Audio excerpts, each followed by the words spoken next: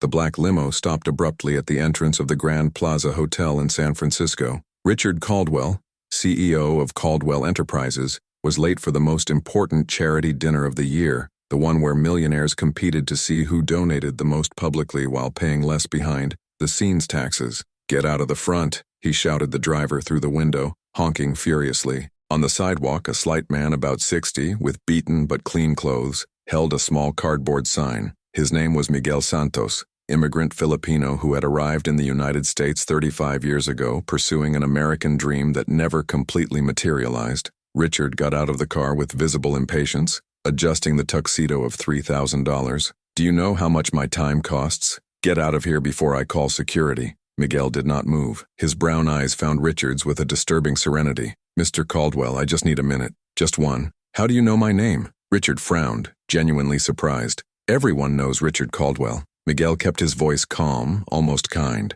"The man who built an empire, the generous philanthropist, the example of success." Richard relaxed slightly, his ego caressed by the words. "Listen, I'm late for an important event. If you want money, here it is." He took a $20 note from his wallet and extended without looking at Miguel. "I don't want your money, Mr. Caldwell." Miguel refused with a subtle hand gesture. "I want to make a single order, just one, and I will never bother you again." Richard looked at the Patek Philippe clock on his wrist. $300,000 of pure Swiss impatience. "You have 30 seconds. I want you to remember Manila, 1998. I want you to remember the small restaurant on Mabini Street. And especially," Miguel took a deliberate break, his eyes never diverting, "I want you to remember Teresa Santos." The name hit Richard as a punch in the stomach. His face paled visibly under the lights of the hotel entrance. For a moment, the trusted mask cracked, revealed something he had hidden for decades, pure and crystalline guilt. "I don't know what you're talking about." Richard's voice came out weaker than he intended. "He is sure?" Miguel tilted his head slightly. "Teresa Santos, 19 years. She worked cleaning tables at her father's restaurant while studying nursing at night. Long and dark hair, a smile that illuminated the whole atmosphere. She served you coffee every morning when you were in Manila for that expansion project." Richard swallowed hard. His hands began to imperceptibly shake. "You promised her a job in America. He said he could help her bring her family. She trusted you, Mr. Caldwell." "Trust completely." Miguel's voice remained frighteningly calm, every word measured and accurate. That was a long time ago. I don't have to stay here listening." Richard took a step back. "Teresa was my daughter, Mr. Caldwell." The silence that followed was dense as concrete. The noise of the city, cars, people, life seemed distant and muffled. Richard felt the floor move under his feet. "She waited for you for months. He kept that business card that you left as if it were gold. It called the number every week, always falling to the secretary who said you would return the call." Miguel continued, his voice never losing that tone of disturbing serenity. "Until I find out I was pregnant."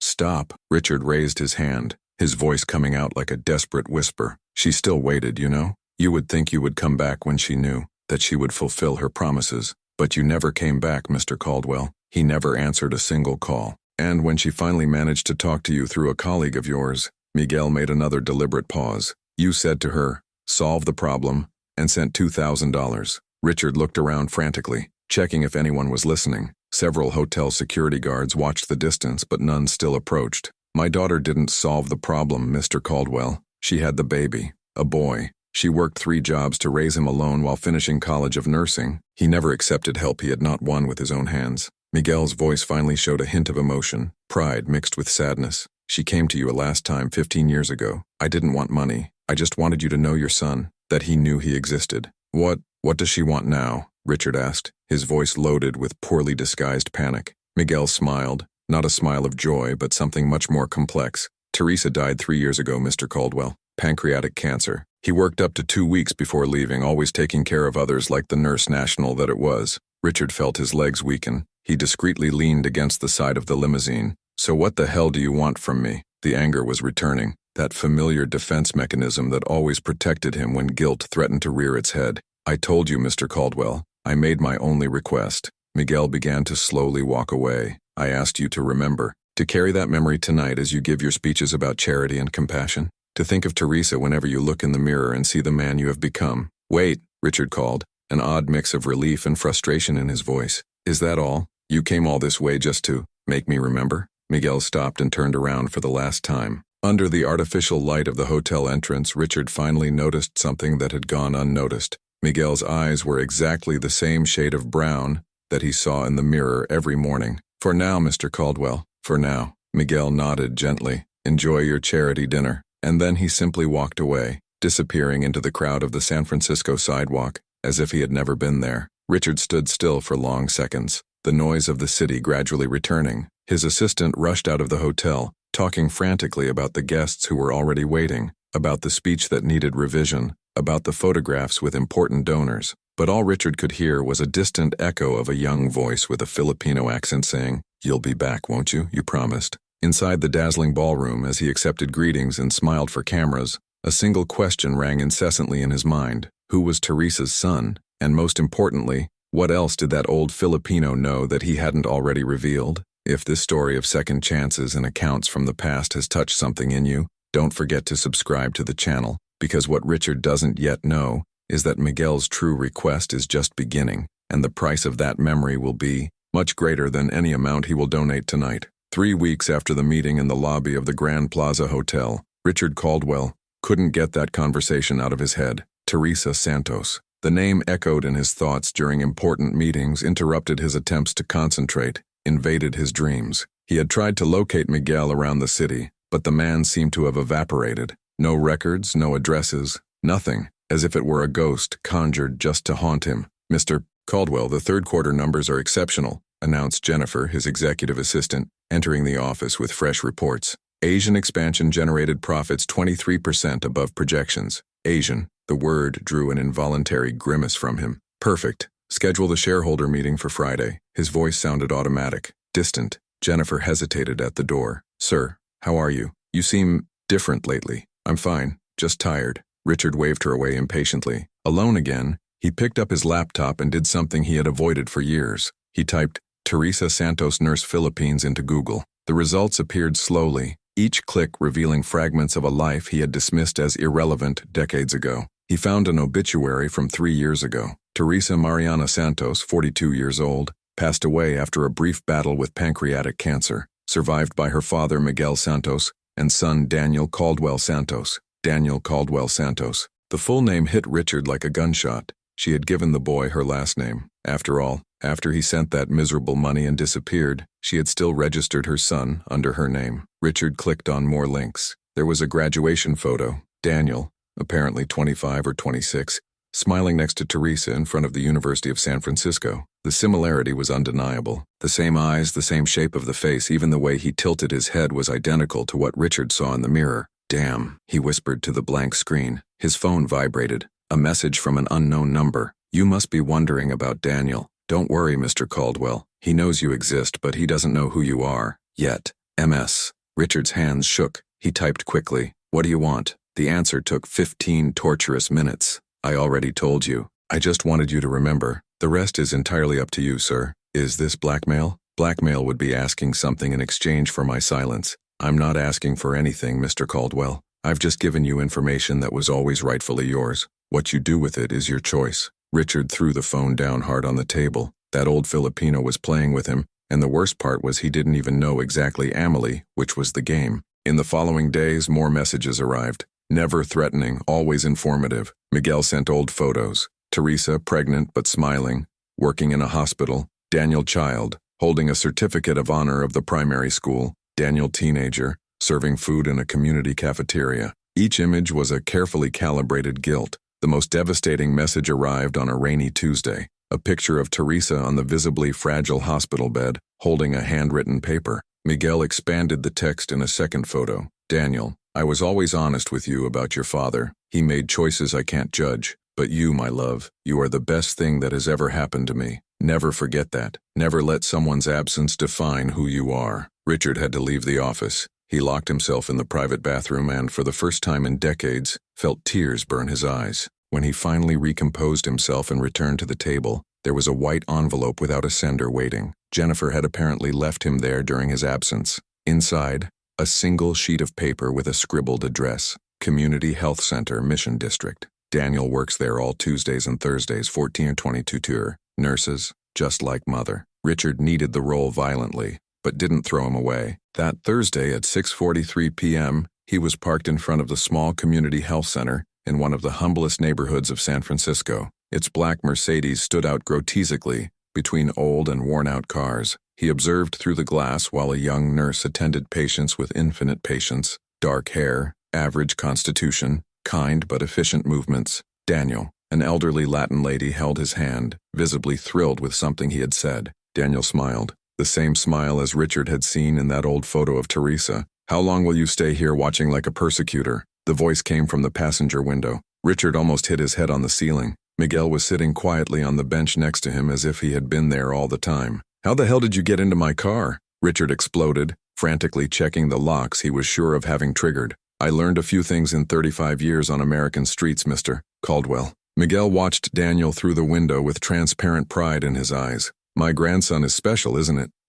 Wait, Nito. Teresa was my only daughter. Daniel is all I have left her." Miguel's voice carried an emotional weight that made Richard swallow hard. "He takes care of people that society has forgotten. He works 60 hours a week in this place who can barely pay his salary. It could be in private hospitals earning 3 times more, but chose to be here." "Why?" Richard asked, genuinely curiously. "Because Teresa created him believing that privilege is responsibility, not right. That when you have more than others, it should serve yourself, not to serve." The comment hit Richard as a well-placed punch. "He is my son," Richard whispered, more to himself than for Miguel. "Biologically, yes. Of all other ways that matter." Miguel turned to face him directly. "You have abandoned this right 26 years ago when you sent $2,000 in instructions to solve the problem." Richard felt anger boiling. "I was young. I was building a career. I couldn't just, what simply assumes responsibility, being a decent man." Miguel shook his head slowly. "Teresa was also young, Mr. Caldwell. She also had dreams, but she chose honor instead of convenience." They were silent for long minutes, watching Daniel work through the bright window. "What do you want from me?" Richard finally asked, exhausted. "Want money? I want to contribute. I can transfer a generous amount. I can establish a fund, pay for money." Miguel laughed without humor. "Of course, this is where your mind goes first. It has always been about money for you, wasn't it?" "So what?" Miguel opened the car door. "I don't want anything, Mr. Caldwell, but maybe you should wonder what Daniel deserves. Not necessarily you, but of life." He went out and leaned over to speak through the open window. "Teresa protected you for 26 years old. Never told Daniel who you really are. He never publicly exposed the great Richard Caldwell as the man who leaves his own children." "Why not?" The question escaped before Richard could stop her. "Because she was a better person than you will ever be." Miguel began to move away. "But I didn't promise the same protection, Mr. Caldwell. I'm just waiting to see what kind of man you really are when confronted with your own choices." Richard watched the old Philippine disappear and the night of the Mission District. Inside the health center, Daniel was still working, completely oblivious to the drama unfolding outside. For the first time in his carefully built adult life, Richard Caldwell had absolutely no idea what to do. 2 weeks dragged on. Miguel's messages stopped completely, but the absence was even more disturbing than the constant provocations. Richard hired a private investigator to find out more about Daniel, where he lived, his finances, relationships, everything. The reports painted a painting that made Richard feel progressively worse. Daniel lived in a tiny apartment divided with 2 co-workers. His economies were practically non-existent because he donated 30% of his salary to the community cafeteria, where Teresa had worked in recent years. There was no car, riding a bicycle, or public transport. And yet, the investigators' reports showed someone genuinely happy. Daniel's photographs laughing with friends, playing basketball on weekends, volunteering in shelters for homeless. "He's pathetic," Richard muttered to himself, studying the photos scattered on his table. But the words sounded empty even to their own ears. Daniel was not pathetic. It was free in a way that Richard had never been, no matter how many millions accumulated. The phone rang. Unknown number. "Mr. Caldwell." Miguel's voice sounded different, urgent. "I need to see him. Now." "Where?" "Find me at Mercy General Hospital. Emergency wing. Quickly." The call cut before Richard could ask anything else. What was that stubborn Philippine planning now? And why, for the first time since that initial meeting, was something that sounded genuinely as fear in Miguel's voice? Richard took the keys, his heart accelerating with anxiety that could not fully name, but deep down, somewhere dark and honest from his soul, he knew he had everything to do with the word father and the overwhelming weight she carried when he finally allowed herself to feel. Richard arrived at Mercy General Hospital 17 minutes after Miguel's call. It parked in a prohibited vacancy, nor did it care about the inevitable fine. Her heart hammered her ribs as she practically ran through the emergency entrance. Miguel was standing near the reception, but not alone. Beside him, Daniel was talking to a nurse about some medical records. The two were visibly tired, as if they had spent hours there. "What happened? Has anyone got hurt?" Richard asked when he approached Miguel, trying not to look straight at Daniel. "Not exactly." Miguel signaled discreetly to follow him to a more reserved corner. "I needed it to come here for another reason." Richard frowned, confused and annoyed. "Did you make me run here for— I wanted you to see your son working." Miguel subtly pointed to Daniel, who now assisted an elderly lady to fill in forms with infinite patience. "I wanted to witness with his own eyes the kind of man he became without his participation, without his money, without his influential surname. This is ridiculous. I could be in an important meeting. Could you be earning more money than you will never spend? Closing another business to add to a already large bank account?" Miguel interrupted him, his voice still calm but loaded with something sharp. "Look at him, Mr. Caldwell. Really look." Richard obeyed, watching Daniel help you genuinely. The young nurse showed no hurry or impatience, even clearly exhausted from a long shift. "He just left a 12-hour shift,"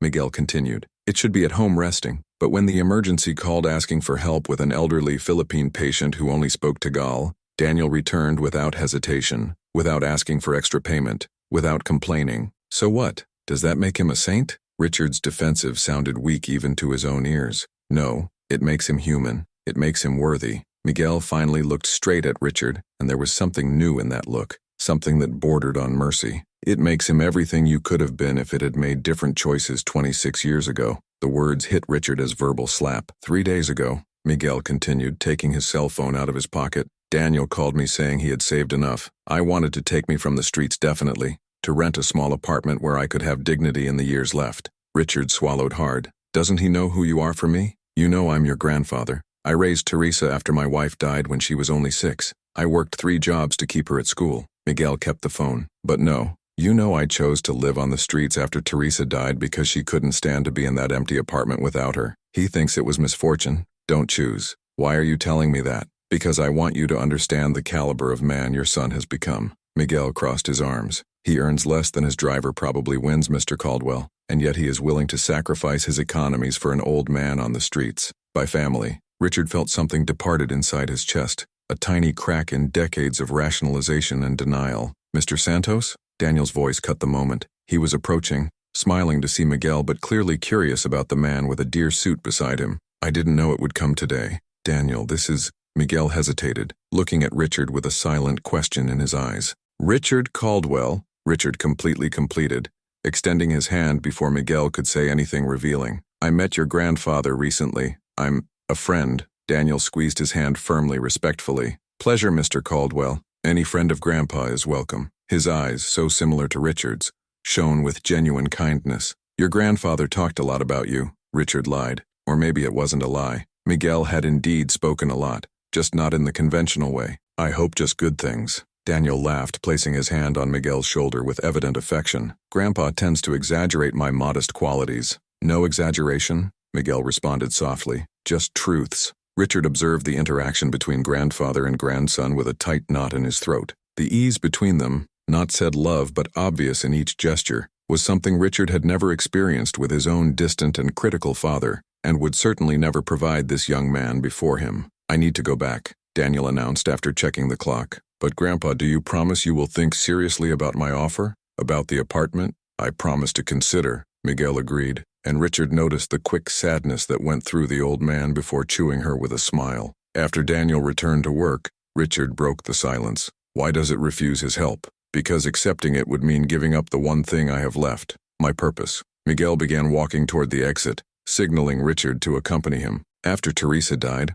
all that kept me alive was to ensure that Daniel became the man she dreamed that he would be. Now that this mission is complete, living comfortably in an apartment would just remind me of the void." They went out for the parking lot. San Francisco's night was cold and moist. "Besides," Miguel continued, "on the streets I have a unique perspective. I see things. I hear things. I know people that powerful men like you would never know." "What does that mean?" Miguel stopped next to Richard's Mercedes. "It means I spent the last 3 months doing something very specific, Mr. Caldwell. After I first met you, I started to investigate." Richard felt the blood freezing. "Investigate what?" "All." Miguel took a small pen drive from his pocket. "Your company, your business practices, your agreements in developing countries, especially in the Philippines. You have no right. I have all the right." Miguel's voice remained calm, but there was steel in her now. Because I discovered something interesting, Mr. Caldwell. That expansion project in Manila in 1998, the one you were there when you met my daughter, I found out that you involved bribery from local officers,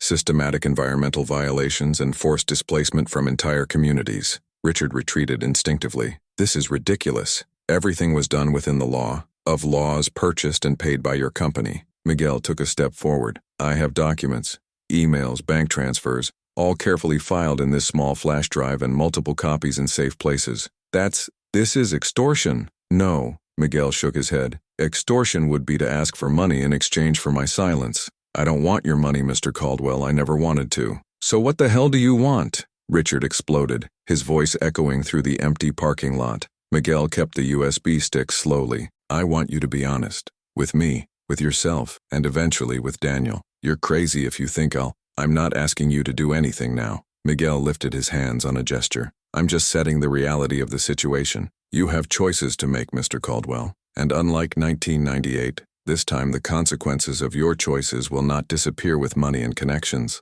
Richard leaned on the hood of the car, feeling his legs weakened. You planned it all from the beginning, since that night at the hotel. I planned? Miguel considered the word. Not exactly. I discovered that you were in the city through an article about that charity dinner. Initially, I just wanted you to know that Daniel existed, that Teresa had existed. I wanted to blame him to pursue him. Mission accomplished, Richard murmured bitterly. But then, Miguel continued, I really started to investigate the man who abandoned my daughter, and I found that you didn't just abandon a pregnant girl in the Philippines. You built an entire empire about abandonment, of responsibilities, ethics, basic humanity. My company employs thousands of people. It contributes millions in taxes. You don't know anything about the real world of business. Maybe not, Miguel shrugged, but I know about men. And I know there is a decent person buried under layers of rationalization and greed somewhere inside you, Mr. Caldwell. Otherwise, I wouldn't be here now. Visibly disturbed, Richard had no answer to that. In the coming days,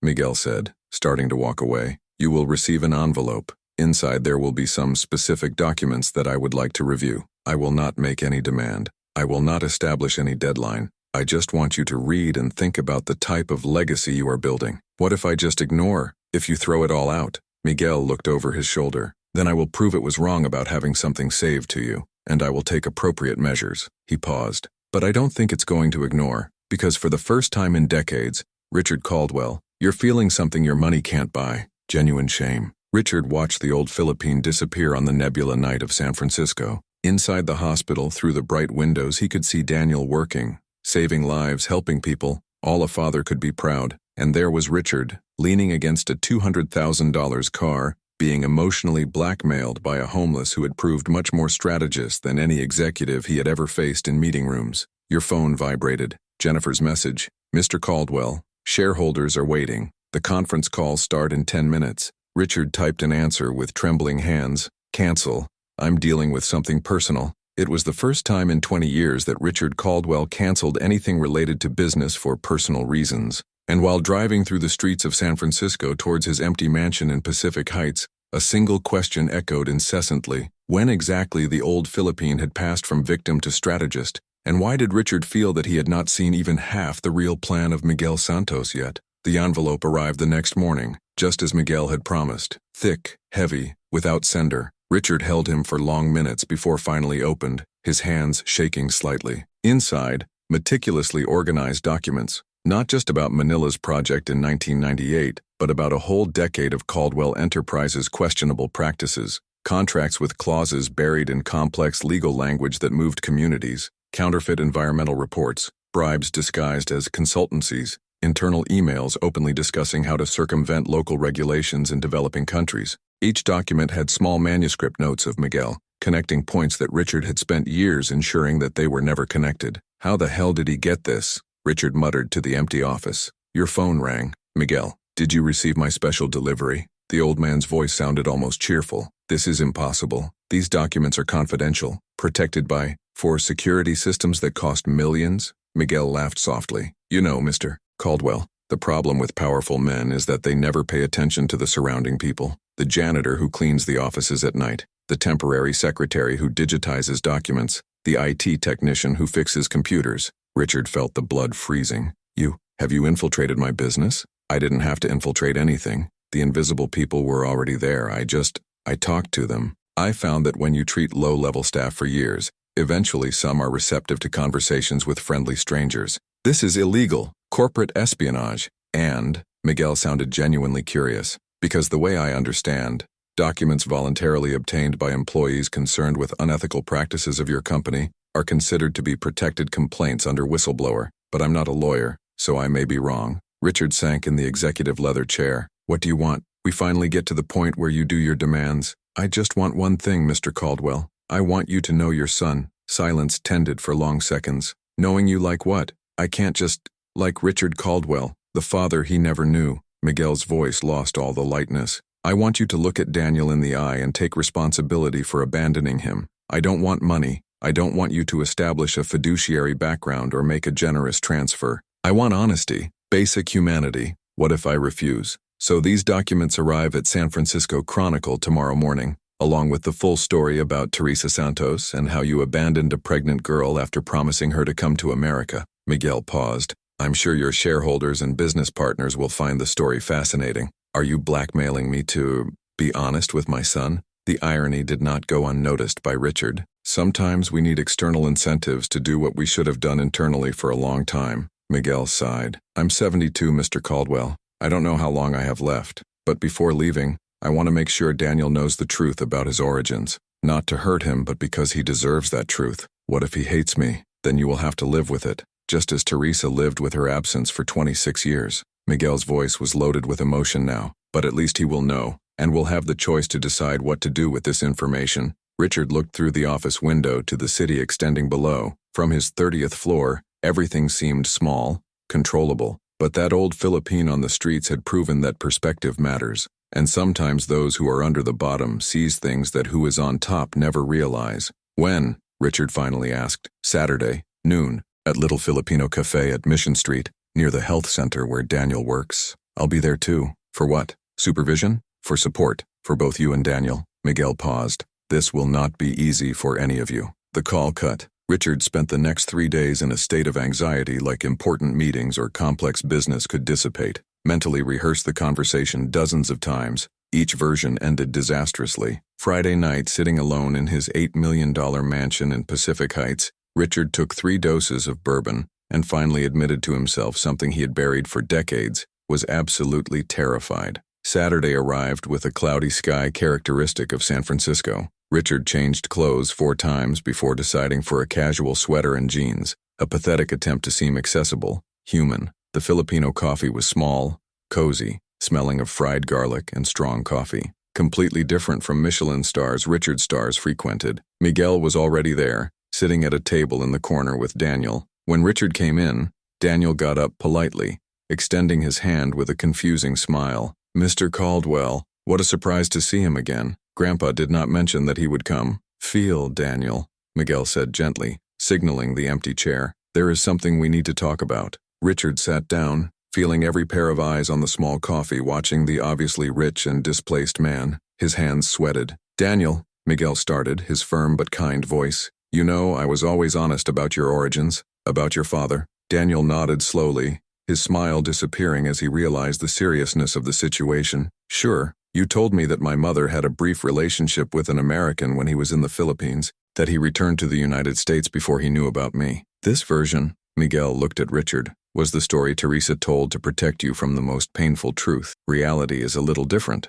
Richard felt his throat close. Your father didn't come back before he learned about you, Miguel continued. He knew, Teresa told him, and he chose not to be present. Daniel blinked quickly, suing. His eyes moved from Miguel to Richard, a slow and horrified understanding beginning to form. Wait, you're saying Richard Caldwell is his biological father, Daniel? Miguel put his hand on Daniel's in a support gesture. And he is here today because he is finally ready to take on this truth. The silence that followed was dense as concrete. Daniel looked at Richard with an expression that was driving between shock, anger, confusion, and something that looked deep pain. You, Daniel started, his trembling voice. Did you know? All this time did you know I existed? Richard forced herself to maintain eye contact, even if each instinct shouted to look away. Yes, I knew. And you chose no, not doing anything? Don't meet me? Don't help my mother? Daniel's words came out stronger and stronger, the anger replacing the initial shock. I was young, selfish,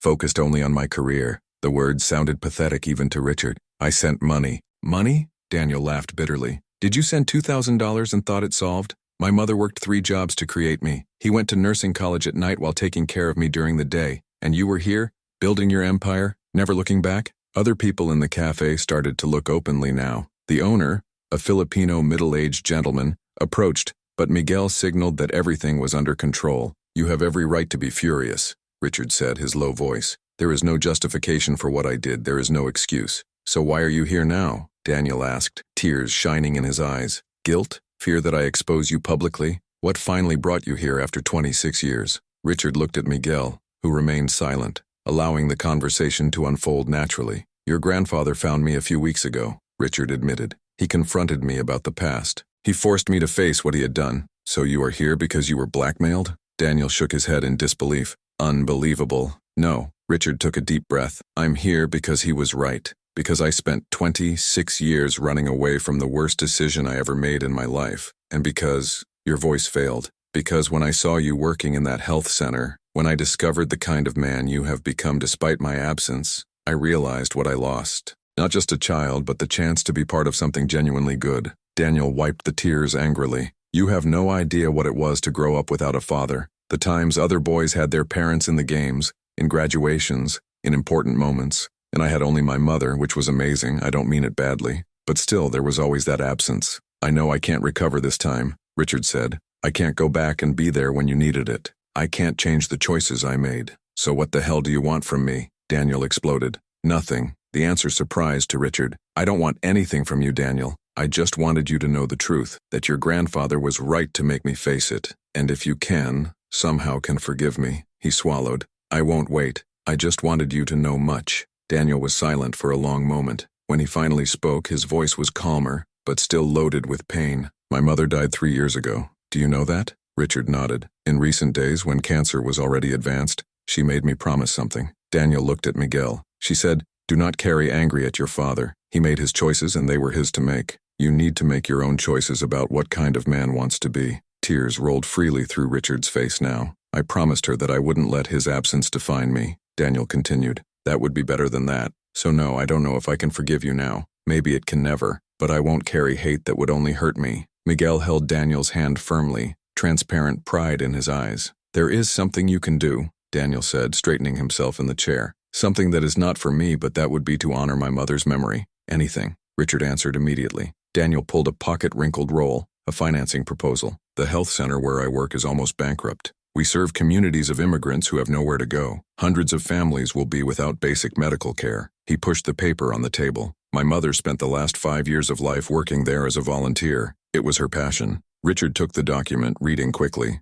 The necessary value was insignificant compared to his fortune, less than he spent on rare wines annually. But it has conditions, Daniel added, his voice firm. Nothing in your name. No Caldwell Foundation plaque. No public relations photo. That would be in the name of Teresa Santos. To honor her memory, you would just be making it possible. Richard felt something break and rebuild simultaneously inside him. His son, and he was his son. No matter what happened, he didn't want money to himself. I wanted to honor the mother she raised on her own. I would like to help others. Maid, Richard said, his hoarse voice. I go beyond that. I will establish a permanent fund to ensure that they never face financial problems. In the name of Teresa Santos. And the documents Grandpa has? Daniel asked, looking between the two men. About your business practices. Richard turned to Miguel, who had remained silent throughout the exchange. These documents, Miguel said slowly, show practices that have harmed communities like the one from where Teresa came from, like those Daniel now serves.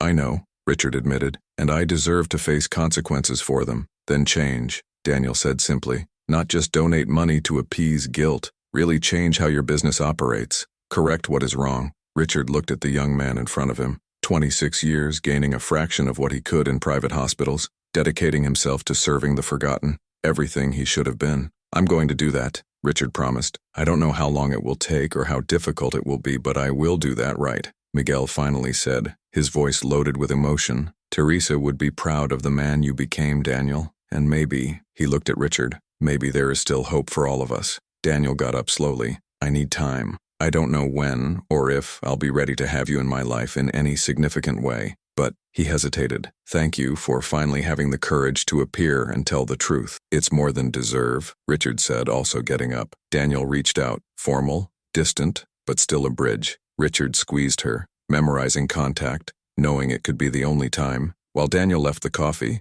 Richard sank again in the emotionally exhausted chair. "He's extraordinary," Richard whispered. "Yes," Miguel agreed. "And now you know exactly what you have lost by choosing money instead of humanity for 26 years. Richard looked at the old Philippine who had turned his life upside down in a matter of weeks. "You planned this from the beginning, all this time. I planned to give you a choice that Teresa never had," Miguel corrected. "The choice to do what is right even when it's hard, even when it costs something. And the documents? Will you really destroy them if I keep my promises?" Miguel smiled, not a cruel smile, but something almost paternal. "The documents only serve as an incentive to ensure that you remember this conversation when trying to return to old habits. Consider them a moral relapse insurance." Richard could not avoid bitter laughter. "You are more relentless than any CEO I've ever faced. Because different from them, I'm not playing for money or power." Miguel got up, preparing to leave. "I'm playing for my grandson's father's soul, and unlike you, Mr. Caldwell, I really believe there is still a soul there to save."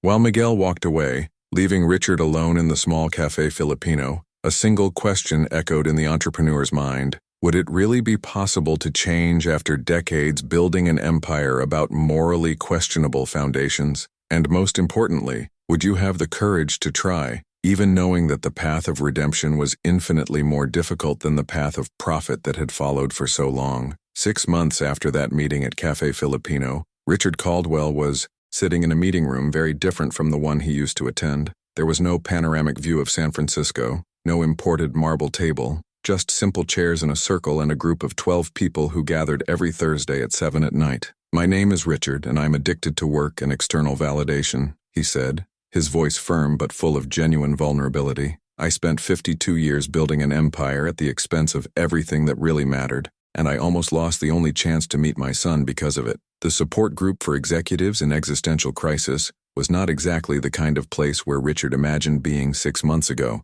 but Miguel had suggested, not required, only suggested, and Richard found that he desperately needed that brutal honesty space. Changes in Caldwell Enterprises had been seismic. Richard not only funded the health center where Daniel worked, but started a complete audit of all international operations of the company. Questionable contracts in the Philippines were renegotiated with fair terms. Displaced communities received real compensation. Environmental practices were completely restructured. The shareholder board had initially entered panic. "You are destroying the company," he shouted the CFO during a particularly tense meeting. "No," Richard had answered calmly, holding the USB stick Miguel had given him like a talisman. "I'm saving it, and saving myself in the process." Profits fell 18% in the first quarter. Several shareholders sold their positions in protest. The financial media speculated about a nervous collapse of the CEO, but something unexpected happened in the second quarter. A new generation of investors, interested in ESG and corporate responsibility, it started buying shares massively. "It seems that doing the right thing is surprisingly good for long-term business," Jennifer commented by handing over the third quarter reports. "Who would say?" Richard smiled, a genuine smile, not that rehearsed for corporate photographs. "Teresa Santos would know. Daniel knows. I just took a few decades to learn." The relationship with Daniel evolved slowly, like a delicate plant that needs time and care to flourish. They were once a month for coffee, always in the same little Filipino coffee where the truth had been revealed. The conversations were initially cautious, full of uncomfortable pauses and carefully avoided topics, but gradually, something started to change. "I read about changes in Caldwell Enterprises," Daniel mentioned during his fourth monthly meeting, "about the projects in the Philippines being restructured." Richard moved his coffee nervously. "It's the least I can do to honor your mother's memory, to honor the communities my company has hurt." "It's not easy, is it?" Daniel asked, and Richard detected something new in his voice. "Do not forgive exactly, but perhaps initial understanding.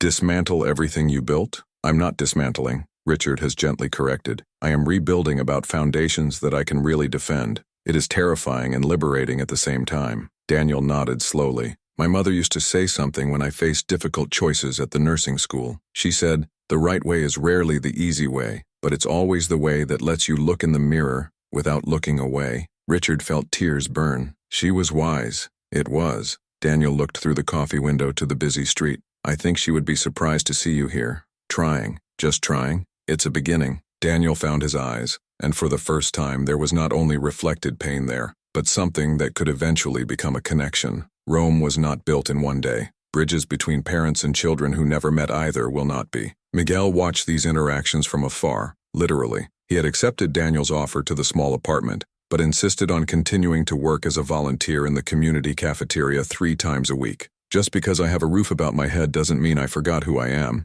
he explained when Richard asked why he didn't just retire. One Saturday afternoon, 7 months after that initial confrontation, Richard went to visit Miguel in his new apartment. The space was modest but welcoming, decorated with photographs of Teresa at all stages of life. "You did a good job," Miguel commented, serving coffee Filipino too strong for Richard's taste. "With the company, with Daniel, with yourself." "You forced me," Richard answered, but there was gratitude in the voice, no resentment. "Force?" Miguel laughed. "I just made choices. You decided to do what was right." Richard looked at Teresa's photographs, young and radiant, pregnant but hopeful, proudly formed as a nurse. "I'm sorry," he said, although he knew he had apologized before, "for everything she went to alone, because she's not there." "I know." Miguel sat heavily, the weight of 72 years finally visible in his movements. "Teresa knew too. She forgave you a long time ago, Mr. Caldwell. Now she needs to learn to forgive himself. As being the man she believed you could be when you met you in 1998. Miguel pointed to a specific photo, Teresa at 19, smiling at the door of a small restaurant. "That girl saw something about you that was worth it. Proved that she was right." Weeks have become months. The relationship between Richard and Daniel continued his delicate evolution. They began to meet twice a month, then weekly. The conversations deepened, moving from cautious trivialities to real discussions about life, purpose, legacy. "Do you want to know where I work?"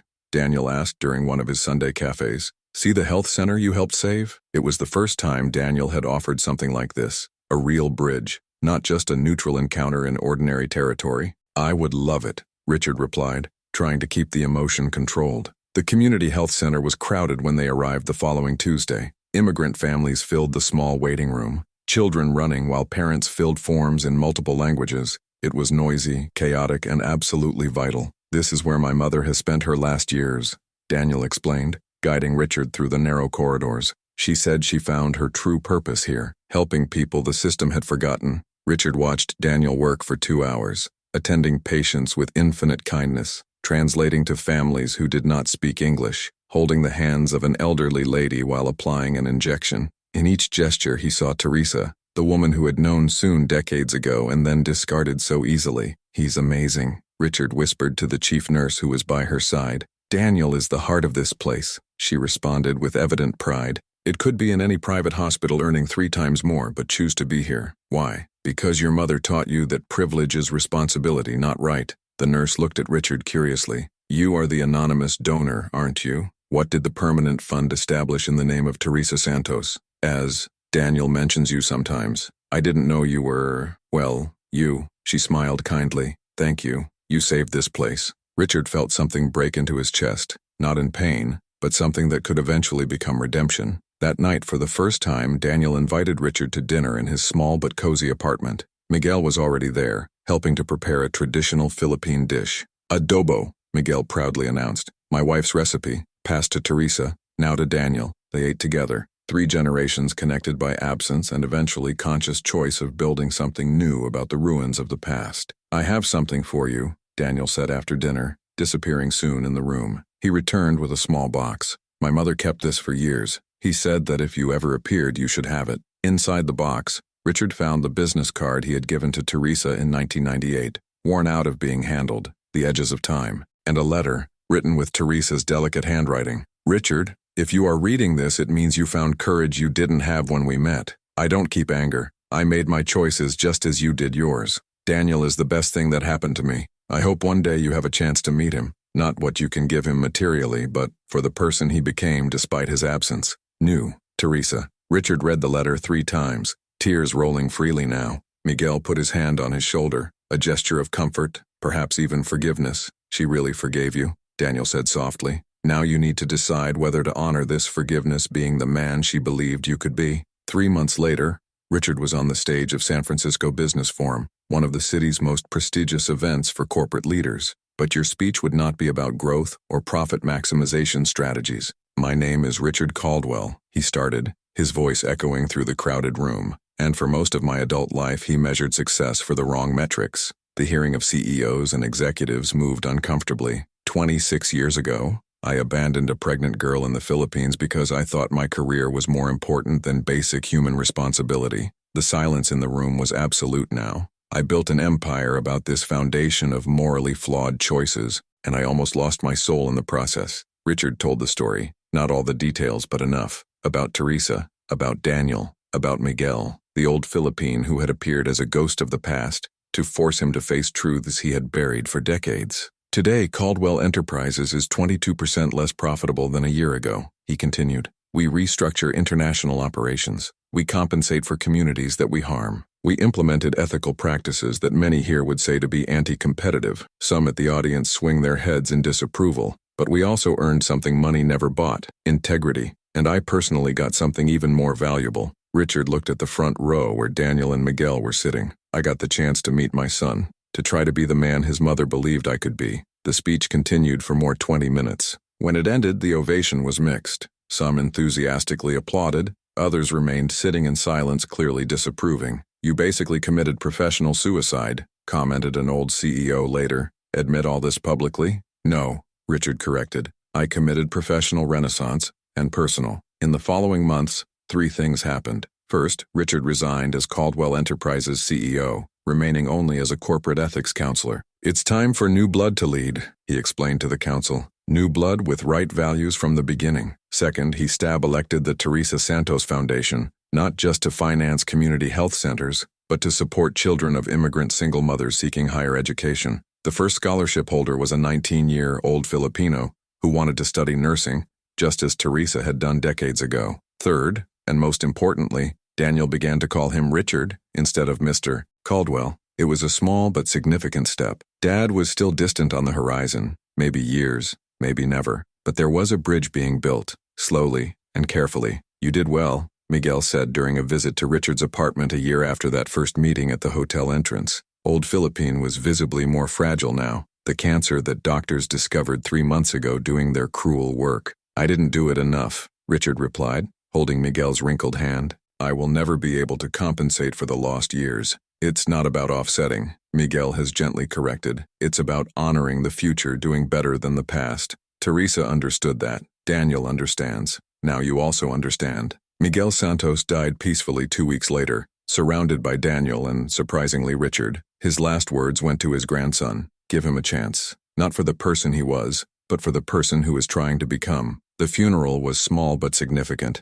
Richard paid for everything, but insisted that it was exactly as Miguel would have wanted. Simple, in the community cafeteria, where the old man had spent so many years serving others. During the wake, Daniel found Richard watching photographs of Teresa and Miguel. He really forgave you, you know, Daniel said. At the end, I know, I don't deserve it, but I know. No one said they deserved it. Daniel hesitated, then continued. But my mother used to say that forgiveness is not about deserving. It's about choosing not to carry poison that only hurts who carries it. Richard turned to look at his son, because he was his son, biologically and now. Attempt by painful attempt, perhaps eventually in ways that really mattered. Thank you, Richard said simply, for giving me that chance, by letting me try. Grandpa has taught me something in recent months, Daniel replied, tears shining in his eyes. He said revenge is not making someone pay for what they did. True revenge is turning pain into something better than the person he caused could imagine. You are doing this, Richard. 2 years after that initial meeting at the entrance of the Grand Plaza Hotel, Richard Caldwell was again in an elegant charity event. But this time, I wasn't donating millions to blame or impress other millionaires. I was there introducing the Community Healthcare Award to Daniel Santos, recognition for 5 years of exceptional service to marginalized communities. When I look at this young man, Richard said from stage, his voice firm but loaded with emotion, I don't just see an exceptional nurse. I see the living legacy of an extraordinary woman named Teresa Santos, who taught her son that true success is measured not what you accumulate, but for what you give. Daniel took the stage to accept the prize. The two hugged, still a little awkward, still under construction, but genuine. Thank you, Daniel whispered. No, Richard replied. Thanks for letting me try to be your father, even starting 26 years late. While the ceremony continued, Richard thought of Miguel, the apparently homeless man who had revealed the brightest strategist he had ever known, who used nonviolence or screams, but truth and patient persistence to destroy walls that Richard had built around his own humanity. The best revenge,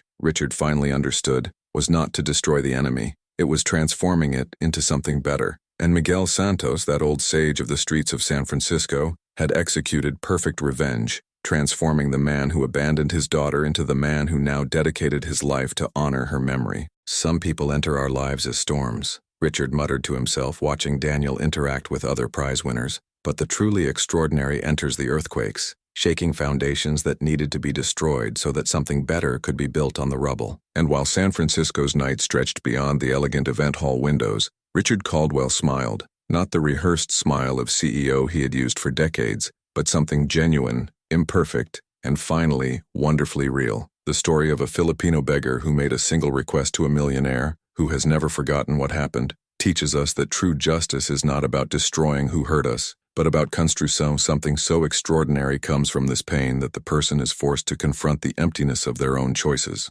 Miguel didn't seek cruel revenge. He sought redemption for everyone involved. And in the process, he proved that sometimes the greatest victory isn't seeing your enemy fall, but seeing them finally get up and choose to be better. If this journey of second chances touched your heart, don't forget to subscribe to the channel, because in the end, we all carry versions of Richard, Daniel, and Miguel inside us. The person who hurts, the person hurt, and the person wise enough to turn pain into growth. The question is, which one will you choose to be?